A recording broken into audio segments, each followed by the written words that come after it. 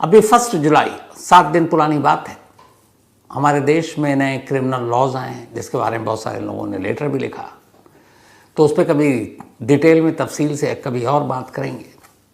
लेकिन आज उसमें से एक कानून को उठाकर और आज की कहानी दोनों को मिलाकर आपके सामने रखता हूँ। एक कानून है भारतीय न्याय संहिता, उसके तहत रोड एक्सीडेंट को लेकर उस पर काफ़ी काम किया गया और वो कानून बना। 1 जुलाई से उसको अब लागू कर दिया है, यानी इम्प्लीमेंट कर दिया गया है। कानून क्या है? कानून ये है कि रोड एक्सीडेंट के मामले में अब तक मैं कई बार आप लोगों को कहानी सुना चुका हूँ कि अगर किसी गाड़ी के नीचे कोई आकर मर जाता है, एक तो उसी दिन बेल मिल जाती है ज़मानत पे बाहर, कभी 6 महीने की सज़ा, कभी साल 2 साल, बड़े मुश्किल से लोग काटते हैं। मतलब कुछ नहीं है, किसी एक की जान ले लो, आप आसानी से बाहर आ जाते हो। इस नए कानून में ये है, 2 चीज़ें कही गई हैं। एक, अगर कोई शख्स रोड एक्सीडेंट करता है और उसकी गाड़ी के नीचे आकर कोई शख्स ज़ख्मी होता है या मर जाता है और वो भाग जाता है, रुकता नहीं है, पुलिस को या किसी मजिस्ट्रेट को या किसी गवर्नमेंट की अथॉरिटी को इन्फॉर्म नहीं करता है, तो ऐसे लोगों के खिलाफ अलग अलग सेक्शन के तहत मुकदमा दर्ज कर कम से कम 10 साल की सज़ा दी जाएगी, 10 ईयर। ये अच्छी चीज़ है, 10 साल की सज़ा कम से कम लोगों को डराएगी। लेकिन इसी कानून का दूसरा पार्ट ये है कि अगर एक शख्स एक्सीडेंट करता है, उसके गाड़ी के तले कोई आ जाता है, कुचल जाता है, ज़ख्मी होता है या उसकी मौत हो जाती है, और वो अगर पुलिस को, अथॉरिटी को, किसी मजिस्ट्रेट को ये इन्फॉर्म कर देता है कि मेरी गाड़ी से एक एक्सीडेंट हुआ है और ये शायद ज़ख्मी है या उसकी जान चली गई है, तो उसके प्रति कानून नरम रवैया अपनाएगी, मुरव्वत बरतेगी, यानी उसको कम सज़ा मिलेगी। 10 की जगह पे 5-7 साल में वो बाहर हो जाएगा। अब ये 2 कानून हैं, लेकिन इस कानून में मुझे लगता है कि 1-2 चीज़ें बड़े इंपॉर्टेंट है जो छूट गई हैं। गाड़ी के नीचे आकर रोड एक्सीडेंट्स तो बहुत हमारे यहाँ होते हैं। रोड एक्सीडेंट का आलम ये है कि हमारे देश में एवरेज अगर 2022 का डेटा दूँ मैं आपको, NCB यानी कि नेशनल क्राइम रिकॉर्ड ब्यूरो का, तो हमारे देश में 2022 में जो लास्ट डेटा आया, बाकी अब 23 का आएगा, 1,68,000 1,68,000 लोग रोड एक्सीडेंट पे मारे गए। 1,68,000। हमारे देश में हर 3.5 मिनट में एक शख्स रोड एक्सीडेंट में मारा जाता है इंडिया में, हर 3.5 मिनट में, यानी हर घंटे 19 लोगों की रोड एक्सीडेंट में मौत होती है। और एक साल में जो मैंने आपको बताया 1.68 लाख, 1,68,000। और ये जो सारे एक्सीडेंट होते हैं इसमें से 40% कल्प्रिट जो होती है वो कार है। कार के एक्सीडेंट में ज़्यादा लोग मारे जाते हैं, मतलब 1,68,000 में से 40,000 कार, 40% के हिसाब से करीब 60,000 लोग मोटर कार के नीचे आकर दम तोड़ देते हैं। अब ये कानून है। अब इस कानून में जो कमी है वो ये है कि आपने accident, hit and run case, पहियों तले कुचल गया, टक्कर मार के भाग गए, तो सब कुछ किया है। लेकिन अब हमारे यहाँ एक नया ट्रेंड चल पड़ा है, एक नई बड़ी अफसोसनाक चीज़। लास्ट ईयर मुझे याद है 1 जनवरी 2023, 31 दिसंबर की पार्टी कर कुछ लोग जा रहे थे और एक लड़की अपनी साथी के साथ स्कूटी पर जा रही थी। दिल्ली का कंझावला इलाका था, नाम उस लड़की का अंजलि था, और उस कार के ने पहले स्कूटी को टक्कर मारी, उसके बाद वो स्कूटी और वो लड़की उस कार के अंदर फंस गई। स्कूटी बाहर हो गई, अब लड़की सिर्फ फंसी हुई है, और अगले 12 किलोमीटर तक दिल्ली की पथरीली सड़क पर वो लड़की यानी अंजलि घिसटती रही, और कार में सवार 4 लोगों को उसकी कोई फिक्र नहीं। उन्होंने कहा कि कोई मतलब नहीं कि हम गाड़ी रोकें। और वो लड़की जब उस कार के पहियों से अलग हुई थी, जिसमें में मांस नहीं था, सिर्फ हड्डियाँ थी, 12 किलोमीटर पथरीली सड़क, अंदाज़ा लगा सकते हैं। तो कार के पहियों तले अगर कोई किसी को घसीट कर मार दे तो क्या उसके लिए भी यही रोड एक्सीडेंट? चलिए, ये तो पहिए के नीचे हो गया। अब जो मुंबई से अभी नई चीज़ आई है, कल सुबह एक BMW कार, एक रईसज़ादा, एक नेता, एक बिजनेसमैन का बेटा एक स्कूटी को टक्कर मारता है। स्कूटी पर हस्बैंड वाइफ बैठे हैं, दोनों टक्कर इतनी तेज़ कि उछलकर BMW कार की बोनट पर आकर गिरते हैं। पति किसी तरीके से अपने आप को उस बोनट से अलग कर लेता है और नीचे गिर जाता है। पत्नी अलग नहीं कर पाती, बोनट में फंस जाती है। अगले 2 किलोमीटर तक वो रईसज़ादा उस BMW कार को तब भी उसी तरह भगाता रहता है। बोनट यानी ड्राइविंग सीट से साफ नजर आ रहा है कि उसके सामने एक बोनट पर एक महिला है जो घायल है, टक्कर मारी तुमने। डरी, सहमी, घबराई, पता नहीं उस वक्त तक उसके अंदर जान भी थी कि नहीं, और वो भगा रहा है। 2 किलोमीटर दूर जाने के बाद वो ब्रेक मारता है, वो महिला गिरती है बोनट से और वो भाग जाता है। तो पहियों तले किसी को घसीट कर ले जाने के लिए 12 किलोमीटर भी क्या रोड एक्सीडेंट का मामला होना चाहिए, और बोनट के ऊपर किसी को टक्कर मार के 2 किलोमीटर तक भगाना, उसको घसीटना, ये भी रोड एक्सीडेंट में आएगा। कत्ल के लिए कम से कम उम्र कैद है या फांसी है। ऐसे जुर्म के लिए फिर क्या करें, रोड एक्सीडेंट में लाकर इन लोगों को छोड़ दिया जाए। आज की कहानी बेहद अफसोसनाक कहानी मुंबई की है। मुंबई में एक परिवार रहा करता था, एक पति पत्नी, दोनों मछुआरे पेशे से ये मछलियां खरीदते जाकर बंदरगाह से, डॉक से, और फिर उसके बाद उसको लोकल मार्केट में जाकर बेचा करते थे। कावेरी और प्रमोद पति पत्नी। प्रमोद की उम्र करीब 50 साल, बल्कि 45 साल, और कावेरी 40 साल की। दोनों वर्ली के पास रहा करते थे और दोनों मछुआरे पेशे से। हर सुबह इनका काम था, इनकी रूटीन ये थे कि ये उठते थे और जाते थे ससून डॉक है एक मुंबई में, वहाँ से थोक में ये मछलियाँ लेते और फिर उन मछलियों को ले जाकर लोकल मार्केट में बेचा करते थे। कल यानी 7 जुलाई की सुबह भी पति पत्नी अपनी स्कूटी पर निकले। वहाँ पर उनके जो भी थे बाकी लोग जुड़े हुए, उन्होंने मछलियों का कारोबार किया। सब कुछ करने के बाद अब दोनों लौट रहे हैं और दोनों को जाना है अब लोकल मार्केट। दोनों स्कूटी पर हैं। तभी वर्ली के पास ये पहुँचते हैं और वर्ली के पास जैसे ही पहुँचते हैं, एक तेज़ रफ्तार BMW कार पीछे से स्कूटी को टक्कर मारती है। टक्कर इतनी ज़बरदस्त थी कि स्कूटी पर बैठे दोनों लोग हवा में उछल पड़ते हैं और उछलने के बाद दोनों गिरते हैं बदकिस्मती से उसी BMW कार के बोनट पर, यानी अगले हिस्से पर। अब जब ये एक्सीडेंट हुआ तभी ड्राइवर घबरा गया होगा। जब वो दोनों गिरे तो कुछ दूरी तक तो पति बोनट पर रहा, फंसा हुआ था, लेकिन उसने अपने आप को अलग किया क्योंकि उसे उम्मीद थी कि शायद इंसानियत बाकी है। अब वो गाड़ी रोकेगा, देखेगा सामने 2 लोग हैं, पहले टक्कर मारी, कम से कम चलो जैसे भी टक्कर हुई इतनी इंसानियत तो होनी चाहिए।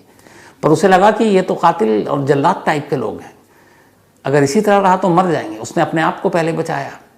अब वो नीचे गिर गया। अब नीचे गिरा तो अब बीवी को कैसे बचाए, क्योंकि गाड़ी तो तेज़ रफ्तार भाग रही है। उधर पत्नी कावेरी उसी में फंसी हुई है, बदहवास, पता नहीं होश में है भी कि नहीं, क्योंकि टक्कर इतनी ज़बरदस्त थी। अब ड्राइवर देख रहा है कि उसके बोनट पर एक महिला है, बदहवास है, पता नहीं जिंदा है कि मुर्दा है, पर क्या मजाल जो गाड़ी रोक दे। सुबह का टाइम करीब 5:30 बजे का। मुंबई में वैसे ही लोग देर रात तक जागते हैं, सुबह देर से उठते हैं। सड़क पर सन्नाटा। अब वो गाड़ी भाग रही है। जो वर्ली सी लिंक है वहाँ तक ये गाड़ी जाती है। 2 किलोमीटर के बाद गाड़ी का ड्राइवर उतरता है और एक शख्स और था। दोनों उतरते हैं और उतरने के बाद वहाँ से निकल लेते हैं। ब्रेक मारकर उससे पहले बोनट से उस महिला को जो फंसी हुई थी वो गिरा चुके थे सड़क के किनारे। अब महिला सड़क के किनारे गिरी हुई है बेसुध। वो दोनों आगे जाकर गाड़ी को लावारिस छोड़ते हैं और भाग जाते हैं। इधर जहाँ पर पति प्रमोद गिरा था, उसे घायल देखकर कुछ अच्छे लोग आगे आते हैं, उसे देखते हैं घायल है, पुलिस को कॉल करते हैं, उसे अस्पताल ले जाया जाता है। इत्तेफाक की बात है कि प्रमोद की जान बच गई, खतरे से बाहर है। उधर सड़क किनारे से वर्ली लिंक से पहले जब गाड़ियों का काफिला गुजर रहा है, कुछ लोग गुजर रहे हैं, अचानक देखते हैं एक महिला सड़क के किनारे लहूलुहान पड़ी हुई है। अच्छे इंसान है इस दुनिया में भी, इसी वजह से ये दुनिया चल रही है। कुछ लोगों ने अपनी गाड़ी रोकी, पुलिस को फ़ोन किया, पुलिस की टीम आई, पुलिस वालों ने गाड़ी में डालकर उसे अस्पताल पहुंचाया। सरकारी नायर हॉस्पिटल है, वहाँ ले गए। डॉक्टरों ने देखा, कहा अफसोस देर हो गई, कावेरी ने दम तोड़ दिया था। अब ये दोनों की कहानी यहाँ पे ख़त्म होती है। उधर प्रमोद को जब होश आया अस्पताल में तो उसने पूछा मेरी बीवी कहाँ है। उन्होंने पूछा कि कैसे, क्या? तो उसने बताया टक्कर मारी, वो बोनट में थी, मैं तो नीचे गिर गया, वो बोनट में कार वाला भगा कर ले गया। थोड़ी देर के बाद अब पुलिस दोनों एक्सीडेंट का पता कर चुकी थी। प्रमोद को खबर मिलती है कि उसकी बीवी की मौत हो चुकी है।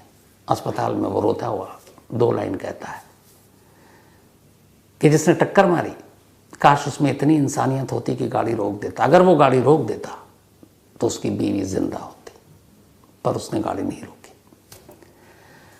अब ये एक्सीडेंट दो अलग अलग जगहों से दो लोग मिले, एक घायल और एक दम तोड़ दिया। पुलिस ने तफ्तीश शुरू की। शहर में लगे तमाम कैमरे आजकल पुलिस की बहुत मदद करते हैं। तो पुलिस ने एक तरफ तफ्तीश की, दूसरी तरफ एक लावारिस BMW कार मिली। जब पुलिस कार के पास पहुंची तो देखा कि उसका नंबर प्लेट भी छेड़छाड़ किया गया, कुछ तोड़ने और मिटाने की कोशिश की गई। पुलिस की नज़र विंड स्क्रीन पर पड़ी, शीशे पे देखा शिवसेना का एक स्टिकर है, लेकिन उसको भी उखाड़ने और नोचने की कोशिश की गई थी। लेकिन उस गाड़ी के इंजन और चेसिस नंबर के जरिए पुलिस ने पता किया कि गाड़ी का मालिक कौन है, और तब पता चला कि इस गाड़ी का मालिक, उसका नाम है राजेश शाह। राजेश शाह शिवसेना का एक ताकतवर नेता। राजेश शाह जो महाराष्ट्र के पालघर का कभी शिवसेना प्रमुख रहा। राजेश शाह जिसकी शिवसेना के दो गुट हैं अब, एक एकनाथ शिंदे और एक उद्धव ठाकरे। दोनों गुटों में अच्छी उसकी सेटिंग। जब एक ही शिवसेना हुआ करती थी उद्धव ठाकरे, तब उद्धव ठाकरे ने एकनाथ शिंदे को ये पूरा ठाणे जो इलाका है मुंबई का और पालघर वो दे रखा था। क्या आप इसके, क्योंकि उस एरिया में ही शिंदे की पहुंच थी। तो शिंदे ने अपने खास लोगों में एक नाम जो था वो राजेश शाह था। तो राजेश को उन्होंने पालघर का इंचार्ज बना दिया शिवसेना का। बाद में दोनों में लड़ाई हो गई, दो शिवसेना के दो फाड़ हो गए। अब शिवसेना अलग अलग हो गई तो पार्टी और कार्यकर्ता भी बढ़ गए। राजेश शाह मौका परस्त, उसने देखा कि अब ये सरकार में है, उसने भी पाला बदला, उद्धव गुट का साथ छोड़ा और शिंदे के साथ हो गया। अब वो शिंदे के साथ था, ताकत और सत्ता सब कुछ अब भी वैसे ही थी। बट इस नेतागिरी के साथ साथ उसका अपना एक बिजनेस था, वो था स्क्रैप डीलिंग का, कबाड़ का कारोबार, और बहुत बड़े पैमाने पर। कहते हैं कि राजेश शाह इतना बड़ा स्क्रैप डीलर और इतना बड़ा बिजनेसमैन था कि शिवसेना की फंडिंग में उसका एक बहुत बड़ा रोल था, मतलब पार्टी को पैसे देने में, दोनों ही गुट की तरफ से। अब गाड़ी के इंजन और चेसिस नंबर से पता चला कि भाई ये तो राजेश शाह है। फिर ये भी पता चला कि ये तो शिवसेना का बड़ा नेता है। ये भी पता चला कि ये मुख्यमंत्री शिंदे साहब का करीबी भी और उसी इलाके से आता है। पुलिस घर पहुंची तो पता किया कि भाई गाड़ी कौन चला रहा था। उन्होंने पहले अपने ड्राइवर पर डालने की कोशिश की। इनका ड्राइवर राजश्री विदावर। लेकिन इधर दूसरी तरफ सीसीटीवी फुटेज भी पुलिस खंगाल रही थी, और सीसीटीवी कैमरे में ये BMW कार कई जगह पर कैद हो गई। जब कैद हुई तो ड्राइवर की सीट पर बैठा शख्स कोई और दिख रहा था। वो ड्राइवर नहीं था जिसको राजेश शाह पेश कर रहे थे पुलिस के सामने, जो उनका असली ड्राइवर था, बल्कि वहाँ एक नौजवान बैठा हुआ था। पुलिस ने जब उस नौजवान के चेहरे को जूम करके देखा तो पता चला ये कोई और नहीं बल्कि शिवसेना नेता राजेश शाह का बेटा 24 साल का मिहिर शाह। अब पुलिस ने कहा कहाँ है वो? उन्होंने कहा हमें तो पता नहीं। पुलिस से झूठ बोलने, गुमराह करने, सबूतों के साथ छेड़छाड़ करने, गलत बयानी देने के इल्ज़ाम में आखिरकार इस दौरान में ये खबर मुंबई के लोकल मीडिया और तमाम जगहों पर आ गई। ये भी आ गया कि शिवसेना का नेता है, शिंदे को बचाव के लिए आगे आना पड़ा। उन्होंने कहा पुलिस अपना काम करेगी। उन्होंने पल्ला झाड़ लिया, पुलिस को रास्ता मिल गया। पुलिस ने सीधे अब राजेश शाह को उठा लिया और उनके उस ड्राइवर को। उन्होंने कहा आप दोनों झूठ बोल रहे थे, आपने कहा ड्राइविंग कोई और कर रहा है, जबकि आपका बेटा, आप बेटे को पेश करो। बेटा भाई। अब पुलिस ने पूरे रात की सीसीटीवी फुटेज और बेटे के मोबाइल के जरिए उसके लोकेशन को ट्रेस करने का फैसला किया। जब फैसला किया तो पता चला कि सैटरडे की रात थी वो, कल 7 सैटरडे को 6 जुलाई की शाम 7 बजे मिहिर शाह अपने घर से निकलता है। उसके कुछ दोस्त आते हैं, वो उन दोस्तों के साथ उनकी मर्सिडीज कार में बैठता है और फिर जुहू जाता है। जुहू में एक बार में जाकर वो बैठता है अपने उन दोस्तों के साथ, और उस बार में ये लोग करीब 11 बजे गए, और उस बार से जो निकलने की तस्वीर है सीसीटीवी में वो रात 1:40 की है। 1:40 पर बार में तमाम लोग, ये दोस्त मिहिर और उसके दोस्त शराब पीते हैं, बियर पीते हैं। कुल 17,740 रुपये का बिल आया था।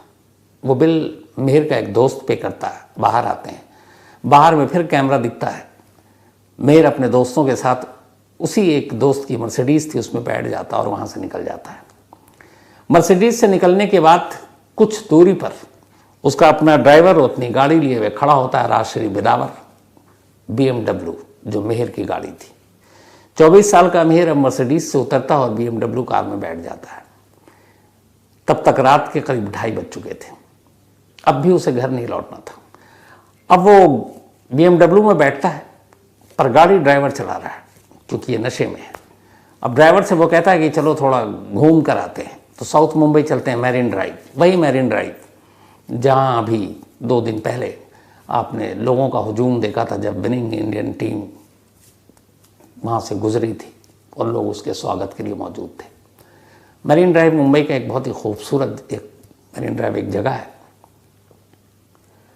तब रात के वक्त उसे मालूम है कि मुंबई की सड़कों पर सन्नाटा है। ड्राइवर से कहता है मैरिन ड्राइव ले चलो।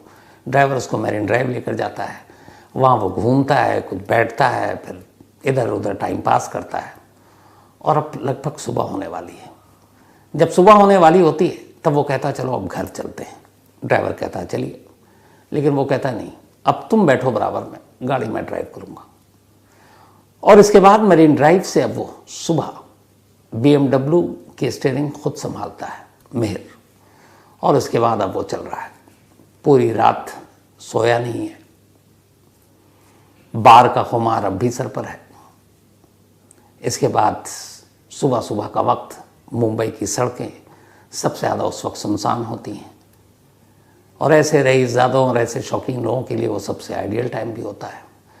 और अगर पास में BMW हो तो फिर रफ्तार को क्या देखना। मेरे स्टीयरिंग पर अब हाथ हैं उसके, गाड़ी चला रहा है और रफ्तार कितनी हो उसे खुद पता नहीं, शायद नशे का भी आलम है। इसके बाद वो पहुंचता है वर्ली के करीब।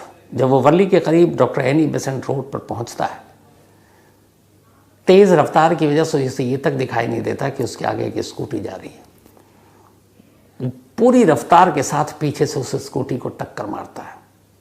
रफ्तार इतनी कि स्कूटी तो एक तरफ और दोनों बैठे हुए लोग हवा में कलाबाजी खाते हुए दोनों उसी BMW की बोनट पर आकर गिर जाते हैं। थोड़ी देर बाद वो शख्स नीचे गिर जाता है, कावेरी बोनट पे फंस जाती है। अब ये गाड़ी रोकने की बजाय मेहर गाड़ी भगा रहा है क्योंकि सन्नाटा है, सड़क पे उसे कुछ नज़र भी नहीं आ रहा है और गाड़ी के आगे कावेरी उस बोनट पर है। 2 किलोमीटर तक उसी हालत में वो गाड़ी को भगाता है और फिर सी लिंक, जो वर्ली सी लिंक है, उससे पहले, क्योंकि उसे पता था कि अब सी लिंक पे जाएगा, वहाँ टोल भी है तो उधर वो फंस जाएगा, उससे पहले एक सुनसान जगह दिखी, गाड़ी उसने जोर से ब्रेक मारा,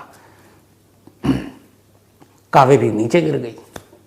गाड़ी को आगे ले गया, एक जगह गाड़ी आहिस्ता की, ड्राइवर से कहा तुम उतरो और ऑटो से घर जाओ।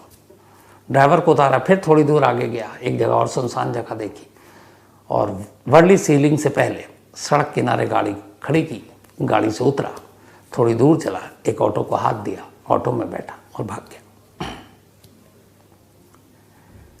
अभी तक मेहर का पता नहीं है। मुंबई पुलिस तमाम कोशिश कर चुकी है, बाप को अरेस्ट कर चुकी है, ड्राइवर को अरेस्ट कर चुकी है, लेकिन उसका कोई सुराग नहीं है।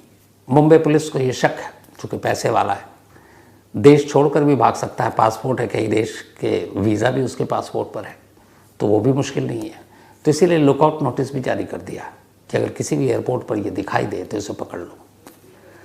उधर राजनीति भी शुरू हो गई। मुख्यमंत्री एकनाथ शिंदे ने कहा कि बेशक मेरी पार्टी का क्यों ना हो, लेकिन कानून है, उसके खिलाफ सख्त कार्रवाई की जाएगी। उद्धव गुट की तरफ से कहा गया है कि इसमें कोई वो नहीं होनी चाहिए, ढिलाई। हो सकता है कानूनी कार्रवाई हो भी जाए, लेकिन उसके बाद क्या होगा। चलिए मेहर पकड़ा गया आजकल, परसों तरसों, कितने दिन रहेगा। अगर पिछले सारे केसेस को उठा ले, क्योंकि सच्चाई से मुंह नहीं मोड़ना चाहिए।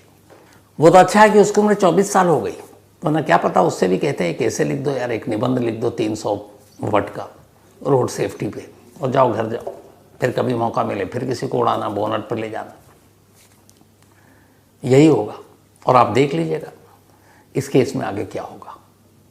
हम सब जानते हैं जब जब ऐसे बड़े लोग किसी इस तरह के केस में शामिल हुए हैं, उस केस का अंजाम क्या हुआ है।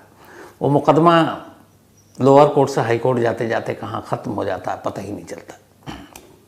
पैसे में ताकत है और उन ताकत का एहसास इन बिगड़ैल रईसजादों को है। हैरत और कमाल इस बात का देखिए कि अभी जो पोर्शे वाला इंसिडेंट हुआ था पुणे में, उसके कुछ लीक हो गए, जो जिस बाल गृह में ले जाया गया था, और वो जुवेनाइल जस्टिस बोर्ड ने ये कहकर उस बच्चे को रिहा कर दिया था कि ठीक है, तुम्हारी सज़ा ये है कि तुम 300 पन्नों का एक निबंध एक ऐसे लिखो रोड सेफ्टी पे। उस बच्चे ने लिखा, 4 महीना कम बच्चा है, वरना तो वो 4 महीना और हो जाता तो 18 का बालिग हो चुका होता। 2 लोगों को मारा था उसने अपने पोर्शे के पहियों तले। उसने फिर लिखा, शायद किसी ने लिखवाया होगा, कि रोड सेफ्टी का पालन करना चाहिए, एक्सीडेंट हो तो भागना नहीं चाहिए, पुलिस को इन्फॉर्म करना चाहिए, शराब पीकर गाड़ी नहीं चलानी चाहिए, ट्रैफिक नियमों का पालन करना चाहिए। वही सब जो दूसरी तीसरी चौथी क्लास में बच्चों को पहले ही बता दिया जाता है। तो ये सारी चीज़ें हैं, इस केस में भी ऐसे ही होगा। लेकिन जो मैंने शुरू में कहा था कि क्या रोड एक्सीडेंट एक होता है कि हादसा कोई करना नहीं चाहता, अचानक कई चीज़ें हो जाती हैं, रेड लाइट पे, यू टर्न पे, हाईवे पे, तेज़ रफ्तार, ब्रेक फेल। लेकिन एक वो हादसा जिसकी आप बुनियाद तैयार करते हैं, जैसे मालूम है कि अगर आप शराब के नशे में गाड़ी चलाएंगे तो गाड़ी से संतुलन खो सकता है, और उसमें कोई मर जाए तो सिर्फ ये कि यार ठीक है, लापरवाही से चला रहा था, ज़्यादा सज़ा नहीं होनी चाहिए। तो क्या उसमें भी इतनी हल्की सज़ा? गाड़ी के पहियों तले आप किसी को रौंदते हुए जा रहे हैं, बोनट पर लेकर भाग रहे हैं, और उसके लिए भी इतनी ही सज़ा? मुझे लगता है कि रोड एक्सीडेंट में होने वाली मौत और उस मौत के तरीके और मौत की वजह को लेकर उस वक्त हर केस को एक एक अलग अलग नज़रिए से देखना चाहिए, और अलग अलग तरीके से उस केस को हैंडल करने के बाद उसी हिसाब से उस पर तमाम सेक्शन लगने चाहिए, न कि सारे केस को रोड एक्सीडेंट के एक ही तरीके से हाँक देना चाहिए, क्योंकि मालूम है इसमें ज़्यादा सज़ा तो होनी नहीं है। क्या कीजिएगा। खैर, कहानी में आज इतना ही। कहानी ख़त्म करूं उससे पहले वही अपना सिलसिला। आज दीपक सिंह जादव, इनका जन्मदिन है, तो हैप्पी बर्थडे दीपक सिंह जादव जी। और ये भेजा है, लंबी चौड़ी लिस्ट है। Rajuba, thank you so much Rajuba. Bantu, Datta, Rocky, Rosie, Ravi और पीयूष, इन सभी ने। साथ ही हुदा बनाकीब, इनका भी आज बर्थडे है, तो हैप्पी बर्थडे हुदा। और ये भेजा है जैनब बनाकीब ने, उनकी बेटियां हैं हुदा। निर्मा शर्मा, इनका भी जन्मदिन है, तो हैप्पी बर्थडे निर्मा शर्मा। और ये अरविंद शर्मा जी की वाइफ हैं, सूरत से हैं। विजय अलावा, इनका भी बर्थडे, तो हैप्पी बर्थडे विजय साहब। हेमंत कुमार दावर ने भेजा है। ज्योति दरलामी, इनका भी बर्थडे है, तो हैप्पी बर्थडे ज्योति। और ये भेजा है यामू दरलामी ने, उनकी बेटियां हैं ज्योति। साथ ही प्रकाश कंवर जी, हैप्पी बर्थडे आपको भी। और इनका 7th को था, लेकिन belated happy birthday Prakash ji. और ये भेजा है माधव सिंह चरण ने और कीर्ति जी ने। और कीर्ति जी का बर्थडे भी कल है, तो आपको एडवांस में हैप्पी बर्थडे। कीर्ति जी प्रकाश कंवर जी की बहू है। सोहन हुसैन, इनका भी बर्थडे है, तो हैप्पी बर्थडे सोहन। और ये भेजा सिद्रा हुसैन ने। इसके अलावा सईद रिफत सुल्ताना, इनका भी बर्थडे है, तो रिफत सुल्ताना जी आपको भी बहुत बहुत हैप्पी बर्थडे। और ये नौशाद पाशा जी ने भेजा, उनकी बेटियां हैं। Doctor Archana Rathore, thank you so much आपके मेल के लिए। Rajat Yadav, Jabalpur update murder case में मैंने कहानी सुना दी थी, दोनों पकड़े गए, अब जेल में हैं इस वक्त। साथ ही बादल कुमार, दोनों न्यायिक हिरासत में है जेल में। Badal Kumar, black dahlia case Los Angeles का, इन्होंने कहा अब तक अनसॉल्व है, आप सुनाएं। तो बादल साहब इसी कहानी की लिस्ट में मिल जाएगी, मैंने ऑलरेडी ये कहानी सुना दी है। साथ ही आज लड्डी एंड अर्श, इन दोनों की मैरिज एनिवर्सरी भी, ये तो भूल ही गया था, तो happy marriage anniversary Laddi ji and Arsh ji, आप दोनों को। तो कहानी में आज इतना ही। अब आपसे मुलाकात होगी कल रात 9 बजे किसी नई कहानी के साथ। तब तक अपना और अपनों का ख्याल रखिएगा। Thank you very much.